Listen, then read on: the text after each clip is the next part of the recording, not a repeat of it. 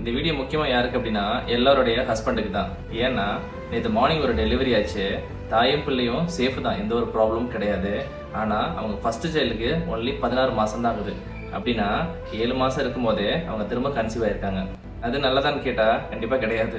இந்த மாதிரி ஏர்லியாகவே திரும்ப கன்சீவ் ஆகிறதுனால என்ன ப்ராப்ளம் வரும் அப்படின்னா, ரெண்டாவது குழந்தை பிறக்கும் போது ப்ரீட்டமாகவும் லோ பர்த் வெயிட்டாகவும் பிறக்க வாய்ப்பு இருக்கு. அம்மாங்களுக்கு சிவியர் அனிமியா, அதாவது ரத்த சோகை வர்றதுக்கான வாய்ப்புகள் ரொம்ப அதிகமாகவே இருக்கு. ஒருவேளை குழந்தை வந்து சிசேரியன் செக்ஷனாக இருந்துச்சு அப்படின்னா அந்த யூட்ரஸ் வந்து ஹீல் ஆகி நார்மல் ஸ்ட்ரென்த் வர்றதுக்கு கிட்டத்தட்ட 18 to 24 மந்த் ஆகும். இந்த மாதிரி திரும்ப ஏர்லியாகவே ப்ரெக்னன்சி ஆகிறதுனால செகண்ட் சைல்டு டெலிவரி ஆகிற டைமில் திரும்ப அந்த யூட்ரஸ் ரப்சர் அதுக்கான வாய்ப்புகள் ரொம்ப அதிகமாக இருக்கும். அதோட பிபிஹெச்னு சொல்லுவோம், போஸ்ட் பார்ட்டம் ஹெமரேஜ் அப்படின்னு சொல்லி சிவியர் ப்ளீடிங் வர்றதுக்கான வாய்ப்புகள் அதிகமாக இருக்கு. அதனால குழந்தைக்கும் அம்மாவுக்கும் பெரிய ஆபத்தை கூட முடிய வாய்ப்பு இருக்கு.